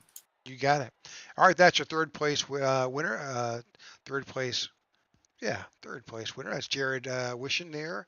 Let's go on to Pete Tart here. Let's bring Pete into the broadcast booth. Pete, congratulations on your second place finish here. Thank you. Man, tell us a little bit about me. You won the Hard Charger Award there, up 23 positions. Was it just a challenge on it? Did you just didn't qualify? Well, what was your thoughts on qualifying? Yeah, we qualified pretty poorly, hitting the wall at turn 3 on our first lap. So we started tail end, and then I don't know, we just had to fight through dirty air the whole day, and I'm glad we could make quite the comeback. You certainly, when we look at the tail of the tape, which is that little chart that we have on the screen there, we see where you made some great decisions on your race strategy there that all seem to pay out as you worked your way up through the field. Yeah, I think clean air was definitely more important than having fresh tires, and I mean, we just saw that at the end too, when we had probably about 20 lap old tires, and then there was a green white checkered, but all of us kind of stayed out because we knew track position was key. Hard to restart on the bottom too, but yeah, runner-ups, not bad. Congratulations on that. Any shout outs tonight? Yeah, shout out Jared Wishon and Premier Setup Shop. And any thoughts about next week at Coronado? I'm excited. I'll be there all 3 days. It's my home track. I live about 15 minutes from there. But I haven't even bought the track yet, so we'll see. Well, congratulations on that. Good luck. And yeah, if you're going to be out there, it should be a wild race to watch. Yeah, it should be. All right, that's your second place finisher, Pete Tart, here in the Great American race here. Let's bring Andrew Peleschi into the booth here. Let's find Andrew.